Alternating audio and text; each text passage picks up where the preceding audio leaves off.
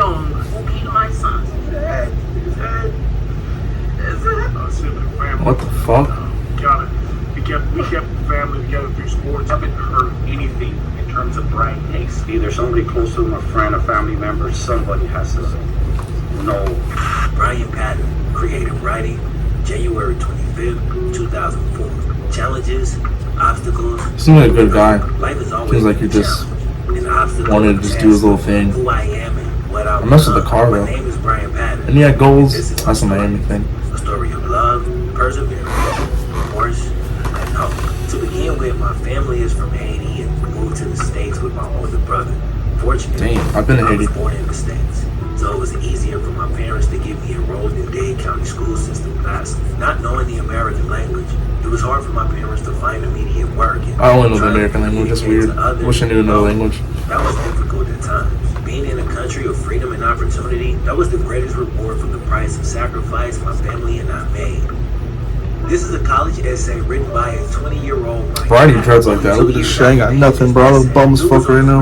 Really cashing in on that opportunity he spoke about, as he was projected to be taken in the 2007 NFL draft.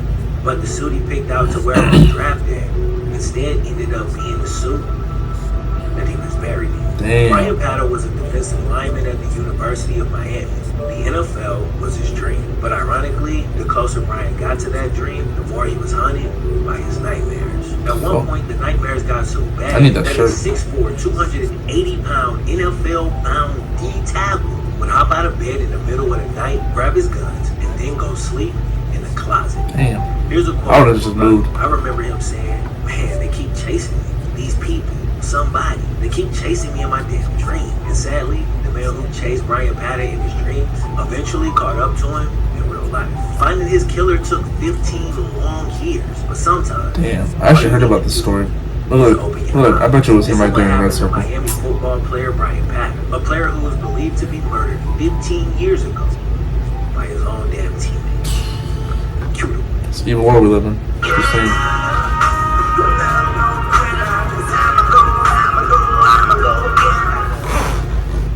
Alright, before we jump into the video, a quick word from today's video sponsor, Sleeper. So football season is back, which also means fantasy football season is back. And if you're looking for a new platform for your fantasy No disrespect, bro, but I'm just skip this.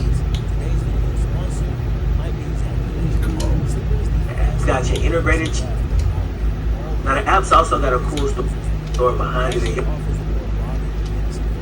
In cars through snail mail, it was kind of taking forever, and they couldn't interact the same way that they've done before. They eventually discovered fantasy apps, and that kind of became ball, however you play. So if you're interested, click the link in the description. Download the app and get started on drafting your fantasy team today. Time for Sleeper once again for sponsoring the video. But other than that,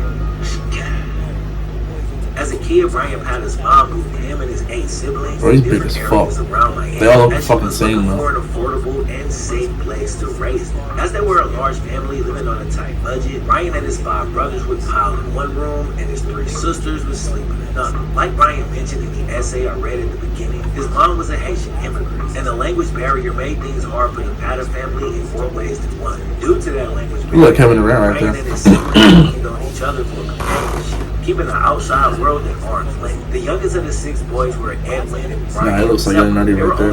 Young Nutty and FKG When they Duck. were young, the 2 boys vowed that they would use football to get their family into a better situation. While Edwin was pretty good and ended up walking on at Florida State to play. That's why I'm gonna tennis, for it was the for this. youngest, ironically the biggest of all the Patton kids who actually had a legit opportunity to be something special in the football. After being ranked the nation's 26th best defensive lineman as a high school senior, Brian Sidney Patton accepted a scholarship offer to the University of Miami in 2003. He selected the U in part because he wanted to stay close to home, which makes perfect sense when you consider how close-knit his family was. But Brian was no longer the little kid sleeping 6 to a room. Like literally any human, the conditions he grew up in had molded his personality, his thought process, belief systems, and general outlook on life.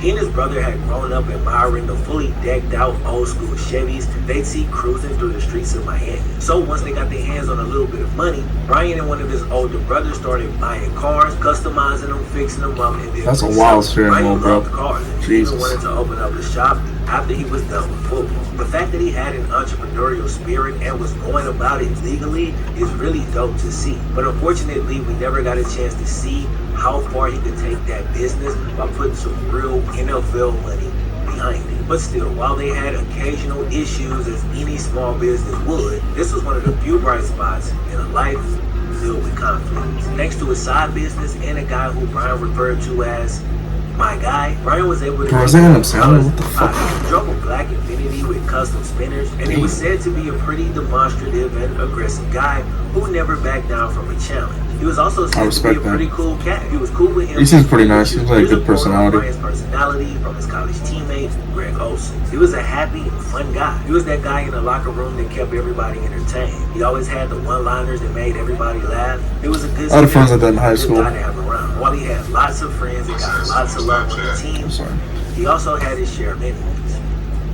Oh, this piece of The shit right University here. of Miami was a wild place between the 80s and the mid-2000s. Still a wild place. Specifically. The same year Brian Patton lost his life to a gunshot wound, there was another shooting the exact same year involving two of his teammates. In 2006, linebacker Willie Cooper was shot in his own yard one morning. His teammate Brandon Merriweather, who was with him, shot back. Oh, I knew But they had a whole Merriweather. shootout, but by the end of the I knew year, Willie Cooper. that wasn't even a top 10 news story at the school. In the intro, I mentioned how Brian was stricken with nightmares toward the end of his life. This wasn't random paranoia. This was earned paranoia. Dude had been threatened multiple times from This shit is multiple crazy, different bro. sources, all in that Oh same my year. He God. was surrounded by ill will, with much of it reaching dangerous levels in 2006.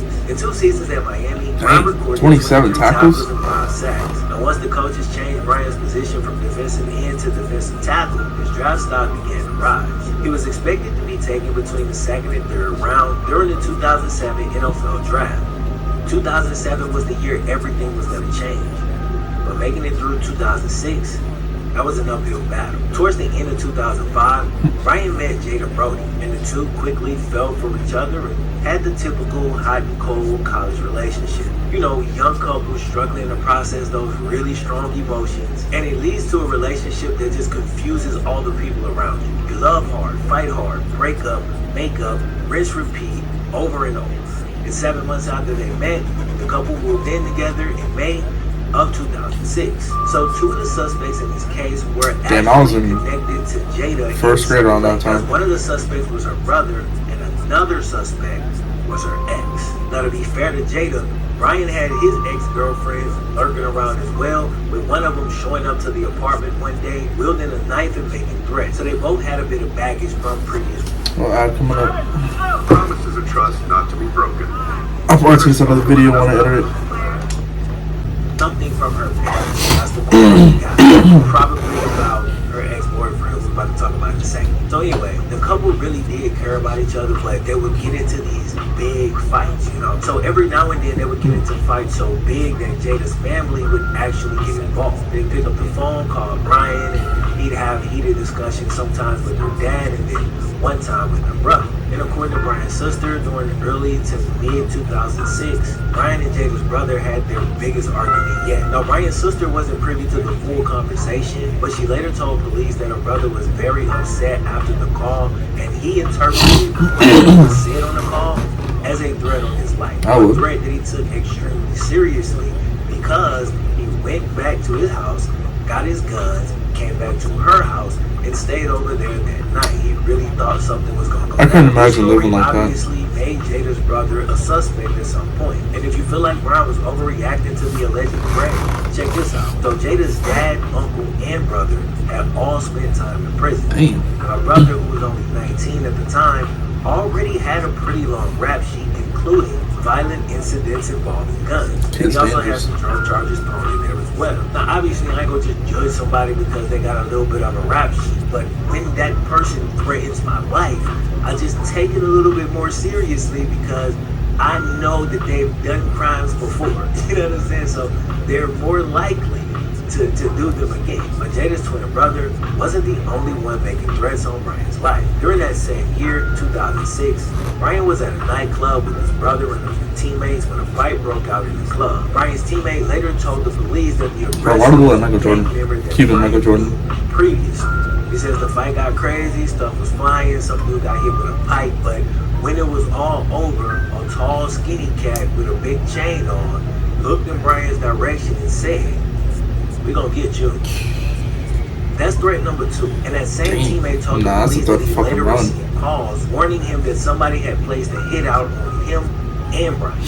So he tells Brian about the call he got, and here's a first-hand account of what happened next. Brian said, "I'll handle it. Yeah, it's all good. My people know they people." Then the next day, Brian told his boy, "I took care of it. We're good." Later that same year, Brian was involved in another fight at another club. This time he was involved in a whole car chase leaving the scene. Once he eventually evaded dude that was chasing him, this man pulled up to a Denny's, went inside, sat down, and ate. Some of y'all gonna hear that and think, this is a man who did not fear death. But when we talk about the nightmares, when we talk about him sleeping in the closet with his guns and then going... Wow, that's pretty bad. That's not bad, This is bro. a cat who was very paranoid, and honestly, he probably went to Denny's because he felt a public space was safer than his home at that Yeah, point. for sure. If I'm right about that, once your life gets to that point, something has gone horribly wrong. Yeah, that's- so his that's the girl's thing. family had threatened his life. Gang members at the club had threatened his life. But at least he was safe within his college football team, right? Not exactly. From the very beginning, the leading suspect It is in Brian's motherfucker. murder was Rashawn Jones, a Those are- defensive back who was once considered to be one of the top DBs in the country, Jesus. but he unfortunately wasn't able to live up to that hype during his career in Miami, and at the time of probably why this I story, felt had mostly jealous. been relegated to special teams. Rashawn had previously dated Brian's girlfriend, Jada. That's This why. was the initial source of contention between him and Brian. Here's rule According to advice. reports, Never Rashawn date was the anyone type of guy who would that just that already dated someone that you know. Brian's face that It's bro he code was to the get one fucked who up doing had that. Jada first. Like seriously, the articles say he brought it up constantly. And because of that whole deal, Rashawn and Brian was always at it. They basically just had an ongoing beef. So during the summer of that disastrous That 2007 nigga year, sweaty. Rashawn actually got into an argument with a different teammate, a cat named Eric Bunker. Apparently, Brian was nearby and he heard the commotion when, the argument broke out between Rashawn and this other guy. So when Brian walks over and sees it's Rashawn, things immediately go left. Check this out.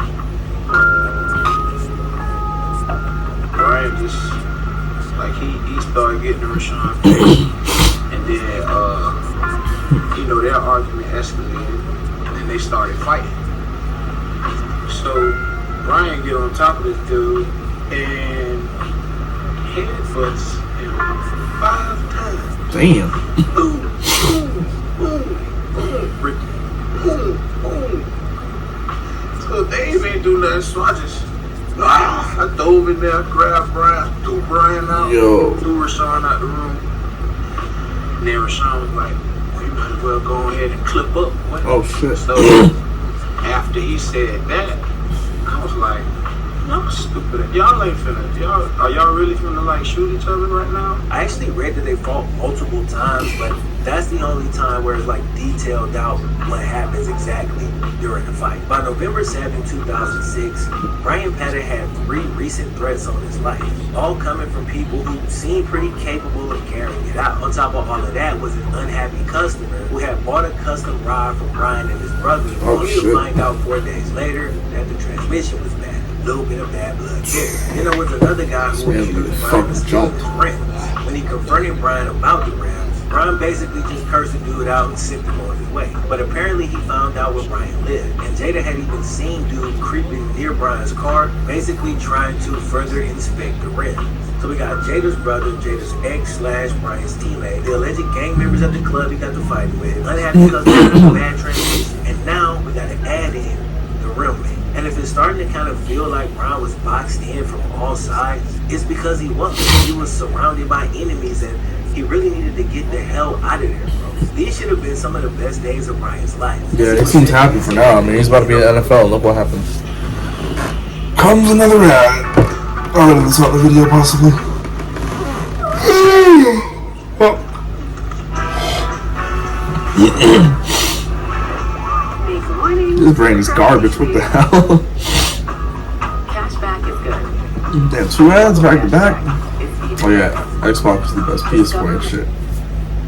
Draft in only a few months, but he feared that he'd been living so fast and making enemies at such a rapid pace. Nah, he's living the that fast he life. may That's what happens to actually you. Never reach the finish line. He wasn't sleeping well in those final days, as he struggled to find peace with so much vitriol surrounding him. On November 6, 2006, only one day before Brian would be shot, he took his girl Jada out to the bowling alley, and witnesses who saw him that night say it was the happiest they'd ever seen him. But Brian was also texting his older brother that night, asking him to pray for him because he had a bad feeling. Maybe something's gonna happen. Them feelings are real, man. Keep chasing these people. Somebody keep chasing me in my dreams. He asked his brother to pray for him, and this is how his brother responded.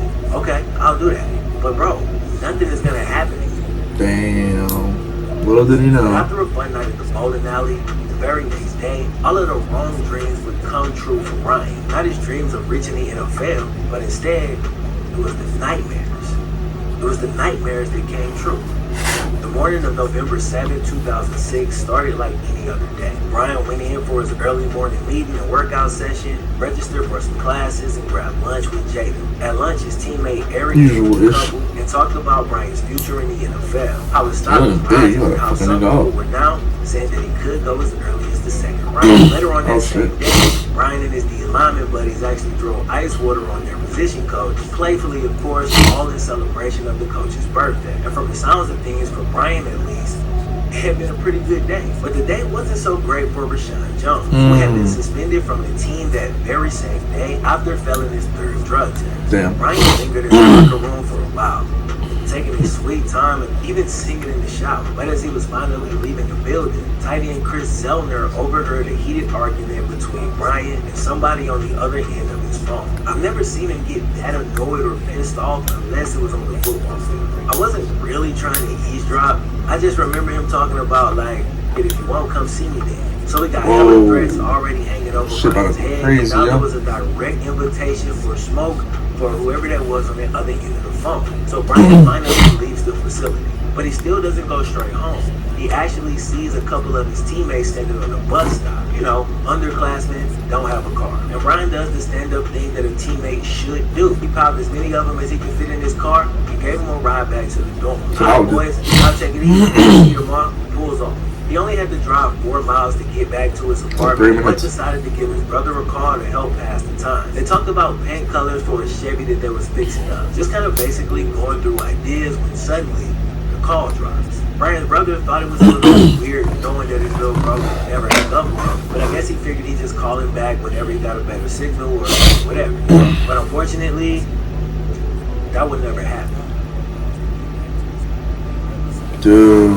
When Brian finally pulled up to his apartment around 7 Look, o'clock caution at night, tape. he parked his truck, hopped out, Damn. and a few seconds later, he was dead. Police said the shooter had been there waiting in the bushes or possibly behind the Bro, dumpster. man, someone should have saw him, bro. Especially my neighborhood. Brian Someone was never seen shot the once in ass. the head, just above his ear. What am I and a crying? medium Fuck. caliber bullet. Brian's girlfriend Jada was upstairs in the apartment at the time. When she heard the gunshot, she ran down to see what was going on. But when she got there, she saw Brian laying motionless on the ground. People ran over to help. They were trying CPR. They was calling the police, but nobody saw the shooter. Nothing they Some could do. theorized that the shooter was a pro, based one on the shot placement, and then two on the fact that he left no evidence behind. Also, Damn. Brian had nearly $1,000 in his pocket, completely untouched. The shooter It's didn't personal. take any of Brian's money or personal belongings, but he did take away the most valuable thing Brian possessed. His life. Later that night, in the aftermath of the shooting, the team called an emergency mandatory meeting. Players experienced the entire range of emotions, grief, anger, shock. Sad. But every single player on the roster showed up to the meeting, Except, except one. I Rashawn knew it. Jones. I knew he wouldn't It show was up. a no-show. Now again, Rashawn had been suspended that day, but every player is still expected to show up to a team meeting, especially an emergency mandatory meeting. Now, certain players who knew of their ongoing beef immediately suspected Rashawn of foul play, and his absence from that meeting Didn't only help him. heightened that suspicion from his Exactly. teammates. It was super easy to suspect Rashawn. He clearly had a motive, had already threatened Brian, and during the immediate aftermath of Brian's death, nobody could find him. But believe it or Of course not, they it couldn't. actually goes even deeper than that. Damn. When interviewed, several teammates said Rashawn had hit them that day on the phone trying to borrow money, presumably to go out of town. But I actually think that money might have been for something different. Stick around, we'll get there in a second. So following Brian's Fuck. death, Nobody could reach Rashawn. They called the girl that he was dating at the time. She couldn't reach him either. So hours and hours go by, but at some point, Rashawn does show up at his girlfriend at the time's house, and she later tells one of the coaches that when he did show up, he was just completely out of it. Now, Miami's law enforcement liaison at the time was Ed Hudak. He was in charge of the early part of the investigation. Here's a quote. There was a very strong sentiment that Jones had something to do with it. When that was brought up to me by the players, I made sure that the detectives had that. What came of those leads, I don't know. Now, Rashawn's alibi was as follows. He basically said he was down after being suspended by the team, so he decided to turn his phone off to kind of clear his head and drown out the noise. Then when he turned it back on, Brian had been killed and everything was going crazy. I mean, that's actually plausible. And apparently the police thought so too, since Rashawn was never arrested, at least not at that time. The police had tons of information to go off of to find Brian's killer. They may have actually had too many of these. In this particular investigation, there were so many leads that it was non-stop for a very long time. Try to understand, like, Brian's world. You know, who are the people that he associates with? What are the typical places that he hangs out? Has he had any issues with anybody? Interviewing teammates and friends. There is somebody out there. Miller out there. Add in the hit that had once been allegedly placed on him. Also the Bro, I couldn't have any of alleged them. he fought at various clubs. Then there's his contentious history with I think it was Rashawn Rashawn, Jones. Like, bro, that's even a drawing from a site. Bro, this handwriting is fucking ridiculous. So much information, so many leads, but still nothing. The police got stuck. Damn. They investigated the lady who bought the car with the busted transmission. That didn't go good. But it's actually a pretty crazy story, man. A lady met a guy while playing World of Warcraft. Bought him a car because she felt he was his guardian angel. The car that she bought was the one from Brian and his brother. Jesus. Look, let's just move on, man. Like, this stuff is wild. Next, That they is found a pretty cat wild. in the Miami jail who said he recalled the cellmate who claimed that he was paid to kill a guy over a girl. Okay, now this might actually be something. So the dude said he was offered the contract earlier in the year but declined it. But when the holidays rolled around, he says he needed the money, so he decided to take it. So the hit was for a total of $10,000. He got $3,000 up front. He says the cat who ordered the hit gave him the gun and rehearsed the entire thing with him. He also said he never got the rest of the money. And he said he wasn't worried because he left the crime scene perfectly clean. I still think it's Rashawn. Didn't leave nothing behind. Man, it was and he evil, wasn't bro. gonna get caught. Now, bro, this is a legend. But if Rashawn hired this dude, the whole thing actually would make sense. The rehearsal they did for the shooting could have been him telling dude where to hide, the bushes or the dumpster, telling him where Brian's parking spot was and what time he got out of practice. And that money that Rashawn was said to be trying to borrow from his teammates on that day, that could have been him trying to scrape together either the rest of the $10,000 or a portion of it to pay the dude something just to get him off his back for, to buy some time. Also, there's no records that indicate that the alleged shooter was locked up during the time Brian was shot. This particular guy in question actually didn't get locked up until the following month on an unrelated robbery charge. Now, dude in jail could have made this entire thing up because it was a Comes high-profile another case. ad. He was trying to get some time taken off. Yo. Are you still wearing enough layers to insulate Alaska? That's why you need the new and improved bearskin hoodie. That's totally possible. But the police did follow up on that lead. The guy denied killing Brian. And, they had no evidence, so they couldn't prove it. Damn. 15 years later, and the Patter family had still received no justice, no closure, no peace. Edwin Patter had dreams about his little brother Brian for 15 years. Here's an excerpt of him describing it from an Outside the Lines article written by Elizabeth Merrill. At night, Brian speaks. He's dreadlocked and 280 pounds strong, and he touches his brother Edwin's head. There is no pain anymore, Brian tells him. But over and over, Edwin asks him the same question. Who did it? The answer is always unintelligible. Edwin sees the number 27, and Brian tells him to look out the window. Then Edwin wakes up, tries to scribble notes, and wonders what it all means. I believe he's trying to tell me something. I know he is. The number 27 thing is interesting. Rashawn Jones wore number 38, one digit higher in each spot. Look, it's probably just a dream, probably doesn't mean anything, but I don't rule nothing out. But if y'all I got wouldn't any either. theories of what the number 27 could mean, put them in the comment section because I'm curious. Brian's mom, Miss Jeanette Patter, has also struggled for years in the aftermath of her son's death. She can even perfectly choreograph every move Duke made the last day she saw him. She knows what he ate, what he said, when he laughed, when he left, everything, you know what I'm saying? She just goes over and over and over again in her head, you know? That's the last memory she has of her son. Over the years, she's developed heart issues, had a stroke, and has been recently hospitalized. Jesus. At one point, her kids even feared that she wouldn't live to see Brian's killer brought to justice. Then, on August 20th, 2021, after 15 years of It's pretty recent. dark, police arrested former teammate Rashawn Jones and charged him with first-degree murder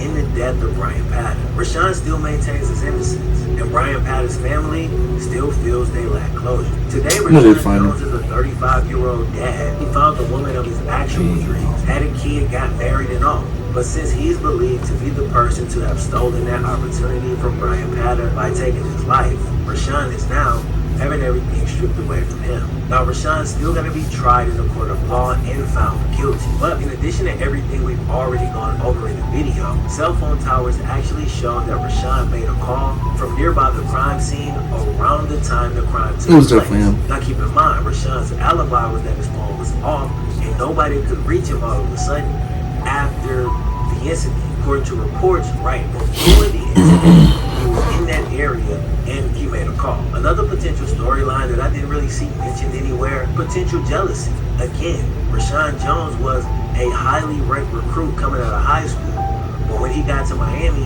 things didn't go his way on the field. But at the time, Brian had Jada, he won the fight that they were in, and he was projected to continue his career while things weren't looking so bright for Rashawn. If he did it, if he had something to do with it, that could have played a role. So this whole story was a wild ride. One of those situations where nobody wins. And for me at least, the lesson that kind of comes from this whole thing, it's an old cliche. I'm sure all of y'all heard of this. Never make a permanent decision based on temporary feelings. Well, If Rashawn that's facts. Jones did what he's being accused of, murdered a former teammate who he had beef with because of a girl, at the time he probably felt he was drowning in those feelings. The anger from everything he felt he lost. He looks fucking menacing, But bro. 15 years later, and if it wasn't for this murder, none of that stuff would even matter to Rashawn. Exactly. He's moved on, has a wife, a kid, and a life. But now he's going to be dragged away from all of that based on the decision he made 15 years ago. When I talk to young men kind of in their early 20s, I always tell them, like, bro,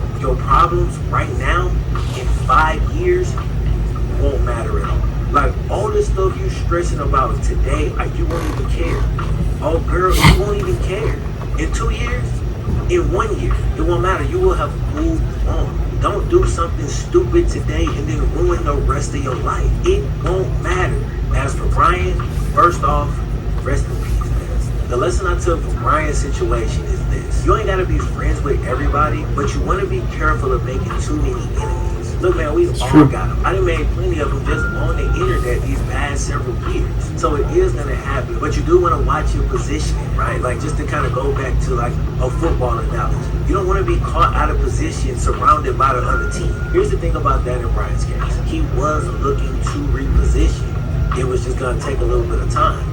2007 NFL draft. He just had a couple months left. The thing that kind of saddens me the most is the fact that he never had the chance to mature and potentially right some of his wrongs. Yeah, he was I just still a can't kid, help but man. to empathize with him because he seemed like ultimately a good guy with many of the same values as most of us. Yeah, in the background, He it's was my the type family. of guy to give his Sorry underclassmen about that. teammates a ride. He would fight to protect his friends. Bro, in He loved 05, I his was in family. kindergarten. But the person he had to become just to survive, just to get to the point he was at, that person dance with him? What the unfortunately made some enemies along the way. I really wish he could have gotten drafted and had the opportunity to get out of Miami, because then he would have had the opportunity to grow into the person he was meant to be. But unfortunately, due to the events that took place November 7, 2006, he never got that chance.